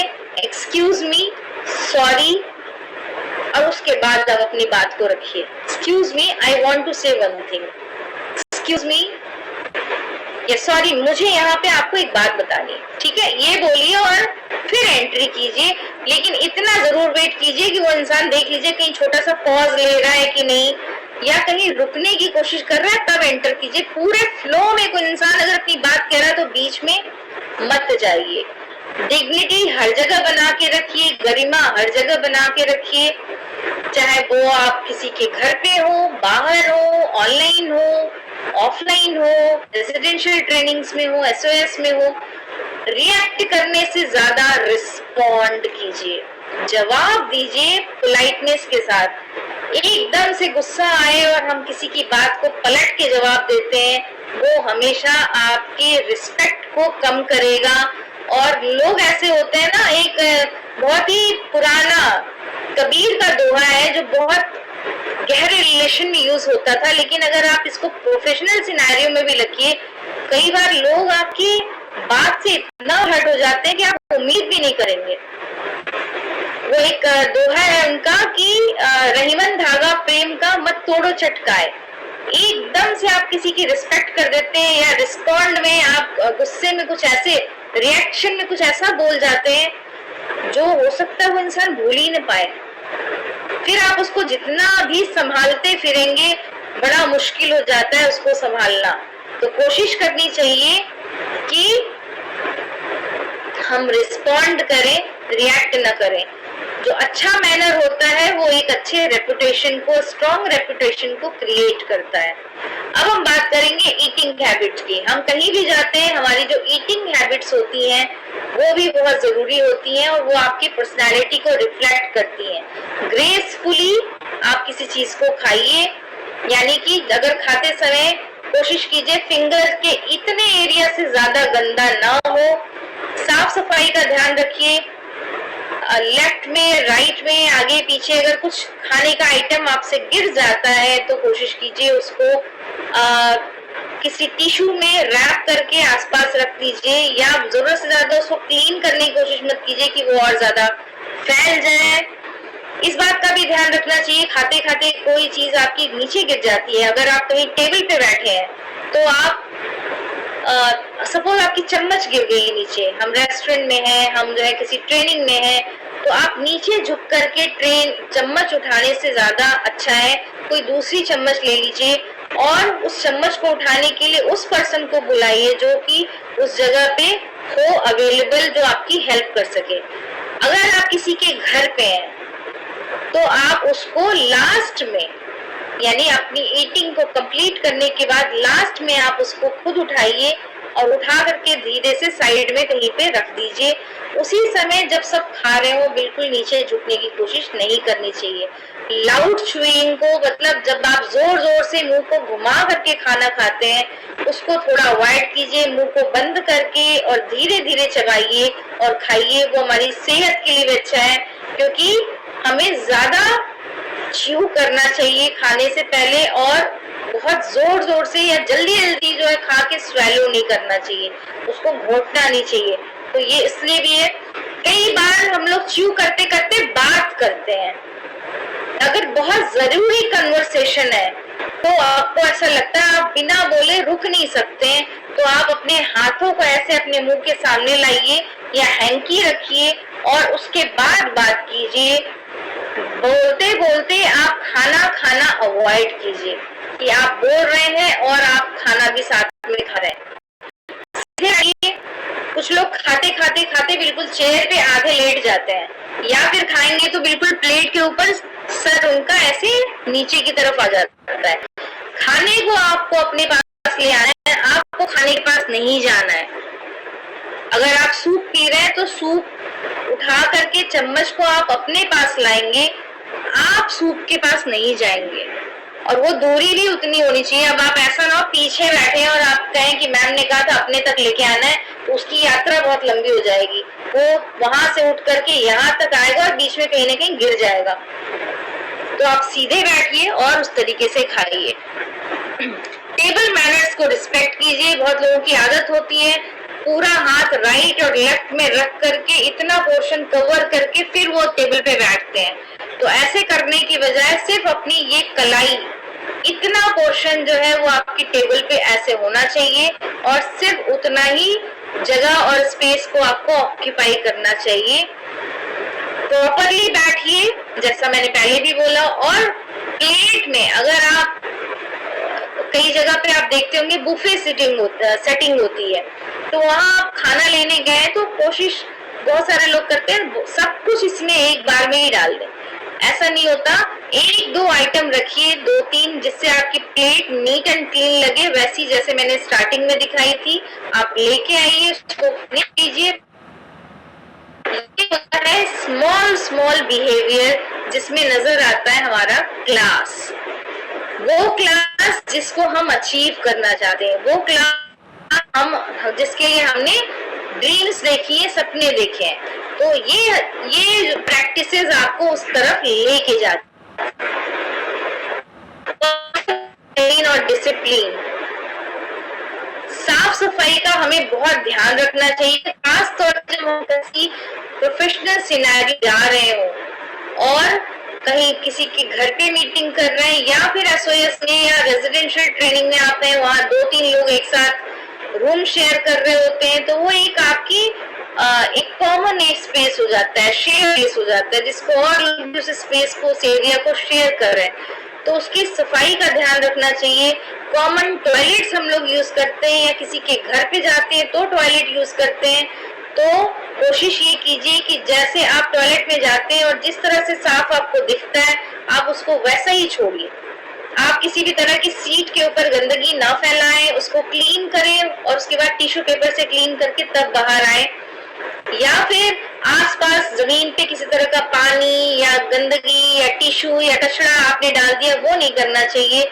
तो ऐसा होना चाहिए कि आप जब छोड़ करके बाहर निकले तो दूसरे के लिए ये रेडी हो कि दूसरा जो जाए उसको एम्बैरेसमेंट ना हो, उसको खराब न लगे। अगर ऐसा होता है कि आप अगर टॉयलेट में जा रहे हैं वो ऑलरेडी गंदा है, तो आप जहाँ पे भी हैं, जिसका वो जो जगह वो टॉयलेट के लिए बिलोंग करती है, वहाँ के कंसर्न पर्सन को आप ये बात बताइए और उसके बाद फिर आप उसको यूज कीजिए। ठीक है, अपने सराउंडिंग को क्लीन रखना, अपने शेयर्ड स्पेस को क्लीन रखना, हाइजीन का ध्यान रखना, हाथ हैंड वॉश जरूर करना चाहिए बाहर निकले तो भी, खाने से पहले भी। ये सब छोटी छोटी ऐसी चीजें हैं जो आपके कैरेक्टर को रिफ्लेक्ट करती हैं कि आप कितने ज्यादा सुलझे हुए पर्सन हैं और आप अपनी पर्सनालिटी को कितना सीरियसली लेते हैं। कॉन्फिडेंस की हमने शुरू से लेके अब तक बात की है, तो कॉन्फिडेंस आता कहाँ से है? कॉन्फिडेंस आता है आपकी तैयारी से। आपकी जितनी अच्छी तैयारी होगी, जितना अच्छा नॉलेज होगा, उतने ही ज्यादा आपका कॉन्फिडेंस का लेवल हाई होगा। आपकी पॉजिटिव थिंकिंग अगर होगी, कुछ लोग हमेशा कंप्लेनिंग मोड में रहते हैं, कंप्लेन करने उनकी हैबिट हो जाती है कि यहाँ प्रॉब्लम है, ये प्रॉब्लम है, उन्हें हर एरिया में प्रॉब्लम नजर आती है। तो उन प्रॉब्लम्स से रिलेटेड बातें करने की बजाय हम वो बात बोलें जिसमें थैंक यू हो, जिसमें आप ग्रेटिट्यूड शो करते हैं। वो आपके कॉन्फिडेंस को बना के रखती है, आपकी थिंकिंग को कभी नेगेटिव नहीं होने देती। प्रैक्टिस जितनी ज्यादा होगी उतनी ज्यादा हमारा कॉन्फिडेंस हाई रहेगा, और उससे भी कहीं ज्यादा जरूरी है सेल्फ बिलीव। अगर आपने सारी चीजें की, आपकी ड्रेसिंग बहुत अच्छी है, आपकी ग्रूमिंग बहुत अच्छी है, आपका कम्युनिकेशन अच्छा है, आपका टोन पिच सब कुछ बहुत अच्छा है, आपने हाइजीन का भी ध्यान रखते हैं, सब कुछ रखते हैं, लेकिन अगर कहीं अंदर से कॉन्फिडेंस हिला हुआ है तो वो आपकी पर्सनालिटी में आराम से दिख जाएगा। खुद पे भरोसा होना चाहिए, और वो भरोसा आता है जितना ज्यादा आप तैयार हो किसी चीज के लिए। अब हम बात करते हैं एनर्जी की। एनर्जी क्या होती है? सारा कुछ है, कॉन्फिडेंस भी आपके अंदर है, लेकिन अगर आपकी ऊर्जा, आपकी एनर्जी डाउन है, आप किसी स्ट्रेस में है, किसी गिल्ट में है, आपके अंदर गुस्सा भरा हुआ है, ये सब चीजें आपकी एनर्जी को क्या करती है? नीचे लेके जाती हैं। अगर आपकी एनर्जी डाउन है तो भी वो आपकी पर्सनैलिटी में रिफ्लेक्ट होती है, वो बात नजर नहीं आएगी जो आप हमेशा एक्सपेक्ट करते हैं। तो दूसरों को इंस्पायर करना चाहिए। जो अच्छे और पॉजिटिव लोग होते हैं वो हमेशा इंस्पिरेशन का कारण बनते हैं, थैंकफुल होते हैं। हाई एनर्जी हमेशा हाईएस्ट लेवल पे तब पहुंचती है जब आप अपनी परेशानियों के लिए भी थैंक यू बोलते हैं। गॉड या universe, I am really thankful मेरा बहुत बहुत धन्यवाद कि मेरे पास ये वाली परेशानी आई। इस परेशानी ने मेरी ज्ञान को बढ़ाया है और मेरी क्षमता यानी मेरी ताकत को बढ़ाया है, मुझे स्ट्रांग बनाया है और मेरे समझ और बुद्धि विवेक को और अच्छा किया है। तो कोई भी परेशानी हो, किसी भी तरह का प्रेशर हो, वो हमेशा कभी तोड़ने के लिए नहीं आता, वो हमें बनाने आता है। उसका थैंक यू करना हमें आना चाहिए। अगर हमने ये सीख लिया तो हमारे पास कंप्लेंट्स एकदम खत्म हो जाएगी, हमें किसी चीज से शिकायत ही नहीं होगी। और जब शिकायत नहीं होगी तो हम किसी भी तरह से अपनी एनर्जी में ना तो गुस्से जैसी चीज को ला पाएंगे, ना हम किसी तरह से किसी तरह के कॉन्फ्लिक्ट में जाएंगे, ना हम किसी तरह की प्रॉब्लम में पड़ेंगे, क्योंकि हम थैंकफुल हैं। जो है वो अच्छा है, आगे जो होने वाला है वो और भी ज्यादा अच्छा होने वाला है। स्टे मोटिवेटेड रहिए और उससे ये सारी क्वालिटीज जब होती है वो आपके एक स्ट्रॉन्ग टीम को क्रिएट करती हैं। जैसे मैं as a personal development movement की जो मैं फाउंडर हूँ, मेरी जो टीम क्रिएट हुई है, अगर आपको कभी मिलने का मौका मिला तो आप देखेंगे कि ज्यादातर लोग जो हैं वो स्पिरिचुअल हैं, ज्यादातर जो लोग हैं वो काफी पॉजिटिव हैं, ज्यादातर लोग हैं वो काफी सुलझे हुए और बहुत नॉलेजेबल है। और मैंने कभी भी जान करके या कभी भी इंटेंशंस के साथ ऐसी टीम नहीं क्रिएट की, ये टीम अपने आप चल के आई है। तो जो आपकी एनर्जी होती है, अगर वो हाई लेवल पे हो, अगर आप उस पे काम करते हैं तो यूनिवर्स आपकी सहायता करता है उसी एनर्जी के लोगों से आपको मिलवाने में। आप उसी तरह के लोगों के साथ जो है वो इंटरेक्ट करते हैं, तो आपका जो एटीट्यूड होता है लाइफ को लेके, अपने आप को लेके, वो आपकी ग्रोथ को डिफाइन करता है। तो ऐसा सोचने की जरूरत नहीं कि एनर्जी के बारे में बाद में सोचेंगे, अभी जो है वो हम फैसला लेते हैं। स्ट्रॉन्ग ह्यूमन कनेक्शन बनाना चाहिए, ये बहुत जरूरी है कि आप जो रिश्ते बनाएं वो काफी अच्छे बनाएं, स्ट्रॉन्ग कनेक्शन बनाएं, ट्रस्ट बिल्ड हो, वो आपके बिजनेस को काफी आगे लेके जाता है। मैं आपको एक छोटा सा एग्जांपल देती हूँ। एक पर्सन है जो अरावली इंस्टीट्यूट करके एक बहुत ही बड़ा प्रोजेक्ट है, जिसको देखने के लिए यूएसए से भी साइंटिस्ट आए थे कि ये कैसे हुआ। राजस्थान का एक कॉलेज है, उस कॉलेज के जो फाउंडर हैं उन्होंने मुझे एक बार अपने घर पे बुलाया। वो अपने घर पे यहीं पे दिल्ली में द्वारका में आए हुए थे और उन्होंने कहा कि प्राची यू कम। और वो मुझे मिले थे लिंक्डइन के यानी सोशल मीडिया के किसी प्लेटफॉर्म से। जब मैं उनसे मिलने गई तो उसके पहले उन्होंने एक दिन पहले मुझे फोन करके पूछा what would you like to take, आप क्या लेना चाहेंगी। मैंने कहा सर आप परेशान मत होइए, मैं कुछ भी नहीं लेती, न चाय न कॉफी न कोल्ड ड्रिंक। उन्होंने कहा फिर भी, मैंने कहा ठीक है फिर मैं लेमन टी ले लूंगी। और मैं जब उनके घर जाती हूँ तो मेरे सामने लेमन टी आता है जो उनकी डॉटर इन लॉ यानी उनकी बहू लेकर आती है, और सर जो है साथ में नाश्ता कर रहे थे। और फिर उन्होंने मुझे उस लेमन टी की कहानी सुनाई। उन्होंने क्या सुनाया कि प्राची मेरे घर में ना मेरे बेटे को और ना मेरी बहू को, दोनों में से किसी को लेमन टी बनाने नहीं आता था। तो एक दिन पहले जैसे ही आपने ये बोला कि मुझे लेमन टी पीना है, तो मैंने अपने बेटे को बोला, बेटे ने अपने फ्रेंड को फोन करके बोला कि आप अपनी वाइफ से पूछो उसे लेमन टी बनाने आता है। उसने हाँ बोला, तो हम दोनों हस्बैंड वाइफ मतलब मेरा बेटा और उनकी वाइफ, वो दोनों जो है जाते हैं लेमन टी सीखते हैं, वहां पे उसको टेस्ट करते हैं। फिर जब अगले दिन उसको बनाते हैं और मुझे लेकर आते हैं मेरे सामने, फिर वो पूछते हैं कैसे। आई वॉज रियली सरप्राइज्ड, मैं इतनी सरप्राइज हुई कि ये इतना सुलझा हुआ IITN, इतनी बड़ी तगड़ी इसकी पढ़ाई, इतना एक्सपीरियंस्ड पर्सन एक छोटे से लेमन टी के लिए इतना सारा एफर्ट डाला। वो नहीं करते तो फर्क नहीं पड़ता, क्योंकि मैंने अप्रोच किया था, मुझे उनसे बात करनी थी, मैं किसी भी तरीके से कंफर्टेबल थी उनसे मिलने में।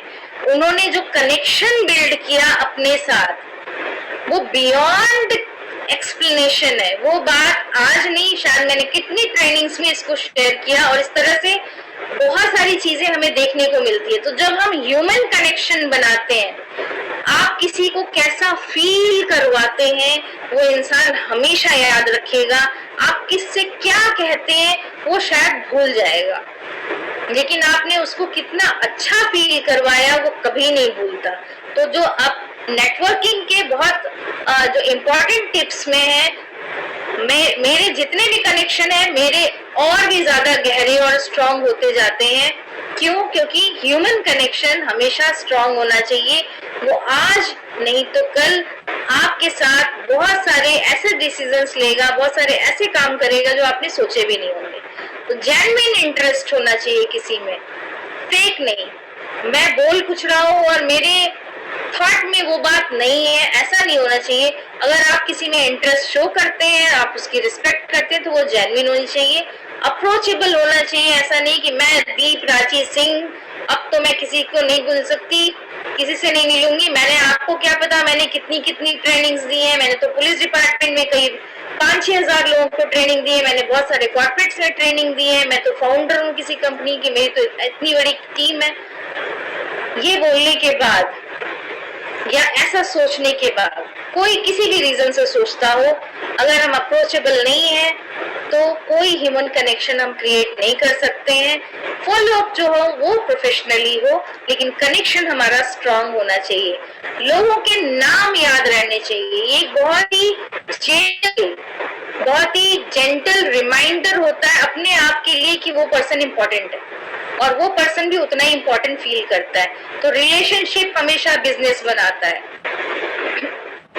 जो रिलेशनशिप होती है वो आपके बिजनेस को बिल्ड करती है, लेकिन फिर भी मैं एक बात कहूंगी कि वो इतना गहरा नहीं होना चाहिए कि कल को कॉन्फ्लिक्ट हो जाए तो आप उसको सुधार ना पाए। तो एक बाउंड्री लाइन हमेशा होनी चाहिए।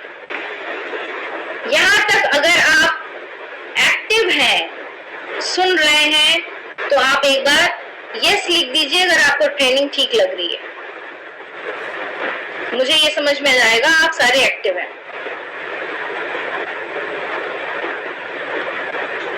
Thank you so much. Thank you. Great. Okay, अब हम बात करते हैं सोशल मीडिया प्रेजेंस की। सोशल मीडिया रेपुटेशन भी आपकी पर्सनैलिटी के बारे में बात करता है। आपकी एक प्रोफेशनल प्रोफाइल फोटो होनी चाहिए सोशल मीडिया पे, और कोशिश करनी चाहिए जिस भी सोशल मीडिया प्लेटफॉर्म पे आप हैं हर जगह एक ही तरह की प्रोफाइल फोटो यूज करें, पॉसिबल हो तो, अगर कर पाए। हालांकि कई बार हम, जैसे मेरा लिंक्डइन प्रोफाइल का फोटोग्राफ, मेरा इंस्टा वो बिल्कुल सेम है, लेकिन फेसबुक चेंज हो जाता है बिकॉज ऑफ फ्यू रीजंस। तो प्रोफेशनल प्रोफाइल फोटो हो और वो एक जैसी हो तो ज्यादा अच्छा है। कंटेंट पॉजिटिव हो। आज की डेट में अगर आपको कोई इंट्रोड्यूस करता है, आपसे कोई बात करता है, या मैंने बताया कि मैं कोच प्राची सिंह हूँ, तो आप मुझे एक बार जाकर के इंस्टा पे सर्च करेंगे, फेसबुक पे सर्च करेंगे, लिंक्डइन पे सर्च करेंगे, उसी तरीके से सारे करते हैं, आपको भी लोग सर्च करेंगे। तो वहाँ कंटेंट हमारा पॉजिटिव हो, रिस्पेक्टफुल कम्युनिकेशन हो, बिना मतलब कि किसी बहस में हम ना पड़े, हम किसी भी तरीके से गलत रिस्पॉन्ड ना करें किसी को, और ऑनलाइन इमेज अपनी बहुत क्लीन और क्लियर रखें, क्योंकि डिजिटल पर्सनालिटी भी मैटर करती है। जो हाईली इफेक्टिव लीडर्स हैं पूरे वर्ल्ड में, उनके कुछ ट्रेड्स होते हैं, उनकी जो कुछ खूबियां होती हैं, उसको हम जल्दी से एक बार देख लेते हैं। वो हमेशा जब उठते हैं, उनकी जो दिन की शुरुआत होती है उसका हमेशा एक पर्पस होता है। उनकी जो ड्रेसिंग होती है वो एक प्रॉपर ड्रेसिंग होती है, वो हाइजीन का, वो लुक का, वो अपने ड्रेसिंग के कंफर्ट का और अपनी ग्रूमिंग का बहुत ध्यान रखते हैं। वो कम्युनिकेशन को कॉन्शियसली प्रैक्टिस करते हैं, मतलब उसमें एफर्ट डालते हैं। आप कंगना रनौत के स्टार्टिंग की कम्युनिकेशन, अच्छी कम्युनिकेशन देखिए, उसमें जमीन आसमान का अंतर है, वो बेहतर कम्युनिकेटर है। उसी तरीके से आप जो है सिंगर जो बिल्कुल नई विधायक बनी मैथिली ठाकुर, दिन हर आने वाले टाइम में उसकी कम्युनिकेशन बेहतर होती जा रही है। तो जो लीडर्स होते हैं वो अपनी कम्युनिकेशन को प्रैक्टिस करते हैं, वो रोज पढ़ते हैं, अपनी नॉलेज पे डेली काम करते हैं, एक्सरसाइज जरूर करते हैं, अपने स्वास्थ्य का भी उतना ही ध्यान रखते हैं, क्योंकि ये सारी यात्रा जो है वो हमें शरीर से करनी है। और अगर वो बीमार होता है, और बीमार इज इक्वल टू लीडर, यानी बीमार लीडर नहीं होता। पॉजिटिव रहना होता है, रिस्पॉन्सिबिलिटी, एक लीडर जो है वो जिम्मेदारी लेने से कभी पीछे नहीं हटता, डिसिप्लिन बना के रखता है। बहुत सारे लोग कहते हैं डिसिप्लिन क्या, 6-7 दिन, 8 दिन, 10 दिन किसी चीज को करते हैं और उसके बाद उस चीज को ब्रेक कर देते हैं। डिसिप्लिन वो होता है कि वो दुनिया में कुछ भी हो जाए आप उस चीज को ब्रेक ना करें। अक्षय कुमार अगर सुबह 4 बजे उठते हैं तो वो 4 बजे ही उठते हैं। दुनिया में कुछ भी हो जाए उनका रूटीन हिला नहीं सकता। और अगर उनके खाने का एक है तो वो उसी समय खाएंगे। लेट नाइट अगर पार्टीज है, अगर उन्होंने डिसाइड किया है कि वो लेट नाइट पार्टीज नहीं जाएंगे तो वो नहीं जाते। वर्ल्ड के लीडर्स अगर अपने लिए कुछ नियम बनाते हैं तो वो उसको फॉलो करते हैं, उसमें डिसिप्लिन्ड रहते हैं, वो रिस्पेक्टफुल होते हैं, इमोशन का उनकी कंट्रोल होता है, वो कभी इमोशन में बहुत ज्यादा नहीं बहते, जरूरत से ज्यादा गुस्से में चले गए या बहुत ज्यादा डिफेंडिव हो गए या किसी तरह से वो उनका अग्रेशन बहुत ज्यादा हो गया या बहुत ज्यादा सॉरी फील कर रहे हैं, ऐसे नहीं होता। इमोशन पे उनकी कंट्रोल होता है, सॉल्यूशन माइंडसेट होता है, बहुत ज्यादा प्रॉब्लम की बात नहीं करते, प्रॉब्लम दिखे तो उसके सॉल्यूशन पे ज्यादा फोकस करते हैं, शांत रहते हैं अंडर प्रेशर भी, बहुत प्रेशर आ जाए उसके बाद भी वो काफी शांत रहते हैं, रिजेक्शन को बहुत पॉजिटिवली लेते हैं, हमेशा ये सोचते हैं नेक्स्ट टाइम इससे अच्छा क्या होगा, रिस्पॉन्ड अच्छे से करते हैं, बुद्धिमानी से करते हैं, बिना मतलब के आर्गुमेंट्स में नहीं जाते और अपने एंगर और गुस्से को प्रोफेशनली बहुत मैनेज करके रखते हैं। ये वो लोग होते हैं जो वर्ल्ड के टॉप क्लास लीडर्स हैं। आप गूगल में सर्च करके वर्ल्ड टॉप लीडर्स डालिए, उनसे रिलेटेड इंफॉर्मेशन निकालिए और या फिर कोई ऑटोबायोग्राफी मिले तो उसको पढ़ने की कोशिश कीजिए। ये सारे ट्रेड्स उनके अंदर आपको नजर आएंगे। और नहीं तो आप अपने आसपास के अपनी टीम के लीडर्स को देखिए, उनकी लाइफ में देखिए कि वो किस तरीके से इन ट्रेड्स को फॉलो करते हैं। तो success is build in daily routine. Success हमेशा रोज बनता है। आपको हमेशा इन्फ्लुएंस अपनी पर्सनालिटी से क्रिएट करना चाहिए। वो इन्फ्लुएंस हमेशा याद रखा जाने वाला होता है।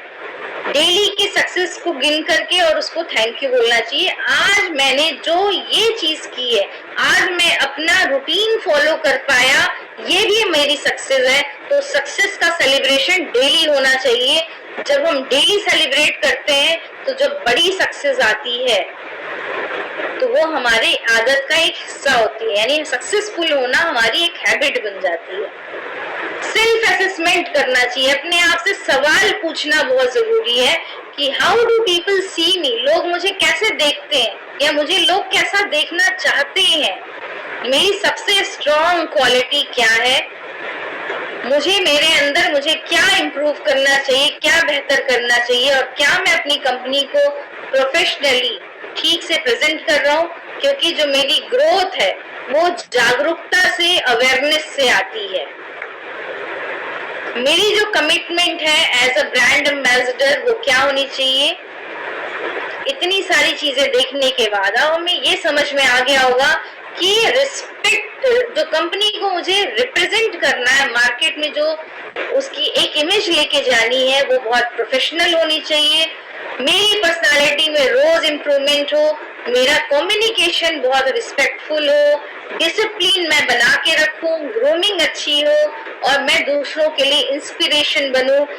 इंस्पिरेशन इस तरीके से क्योंकि अगर मैं स्पेशली इस इंडस्ट्री की जो खासियत है, मैं अकेले अपने काम को शुरू किया, मुझे किसी ने इस काम को इंट्रोड्यूस किया, कंपनी को इंट्रोड्यूस किया, हैंड होल्ड किया, हाथ पकड़ा, अपने साथ लेके आया और यही चीज जब मैंने डुप्लीकेट की, मेरे साथ मेरे ट्रस्ट वैल्यू पे कोई एक पर्सन आता है, मेरी लीडरशिप वहीं शुरू हो जाती है।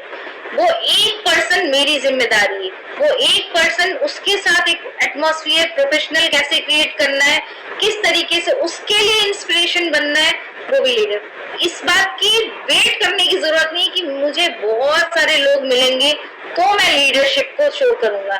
जब हम अकेले होते हैं तब भी हमारी लीडरशिप होती है, क्योंकि हम खुद को लीड कर रहे हैं। जब हम घर में होते हैं और घर के अंदर हमारा कोई सा भी रोल हो, चाहे वो ब्रदर का हो, सिस्टर का हो, मदर का हो, फादर का हो, वो अपने आप में एक रिस्पॉन्सिबिलिटी है और लीडरशिप है। तो लीडरशिप कहीं से आती नहीं है, वो ऑलरेडी होती है। उसको जगाना होता है और उसको जीना होता है, ताकि वो किसी दूसरे के लिए इंस्पिरेशन का कारण बने। अब मैं आपको एक फाइनल वीडियो दिखाऊंगी जो सिर्फ 3 मिनट्स का है, जो मैं अक्सर अपनी सारी ट्रेनिंग्स में, चाहे वो बहुत सीनियर लेवल की हो या फिर कहीं भी किसी कॉर्पोरेट की हो, पर्सनलाइज्ड हो, जरूर दिखाती हूँ।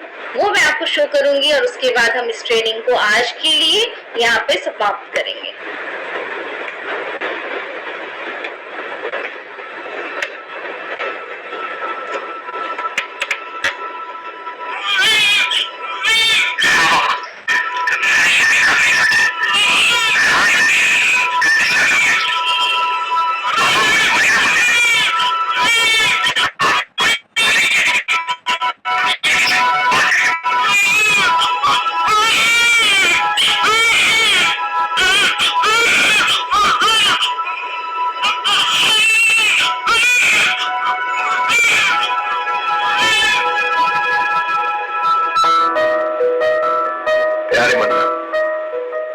तुम्हारा स्वागत है।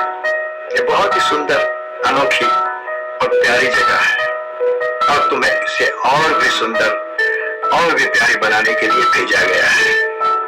भेजा किसने, ये आज तक कोई नहीं जान पाया और शायद जान के कुछ हासिल भी नहीं होगा। इसलिए ऐसे सवालों पर अपना समय बर्बाद मत करना। हम सबके पास एक सीमित समय होता है और जितना भी हो कम ही होता है। इस दुनिया में इतना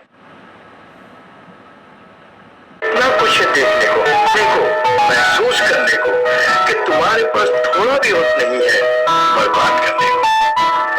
संभावनाएं असीम है, तुम कुछ भी बन सकते हो, कुछ भी कर सकते हो, इस दुनिया को बदल सकते हो। हर दिन कुछ नया करना, कुछ नया सीखना, कुछ नया समझना।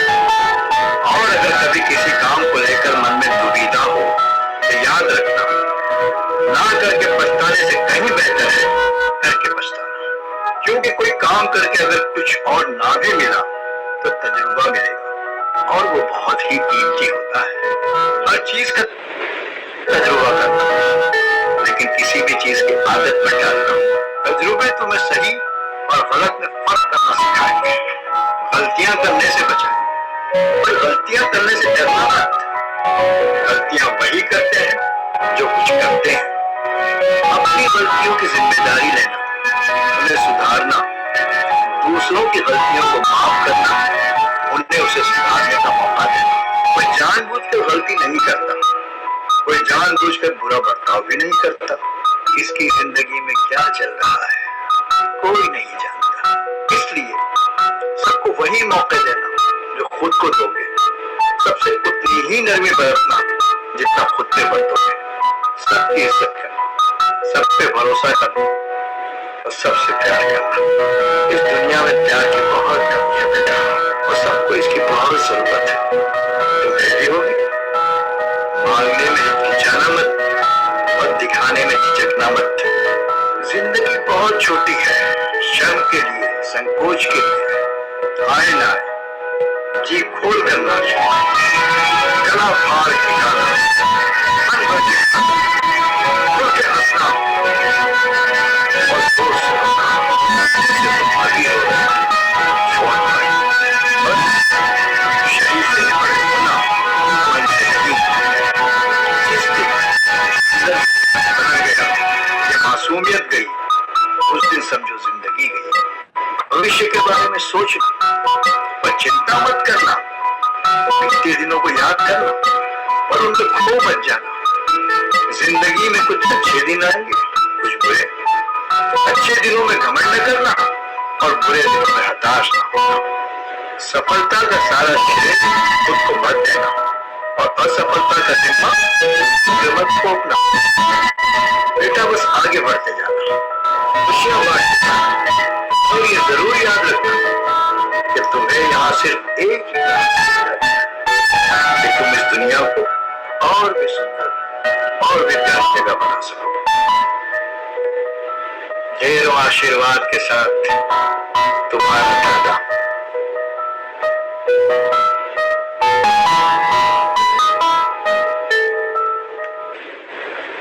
Okay, thank you so much.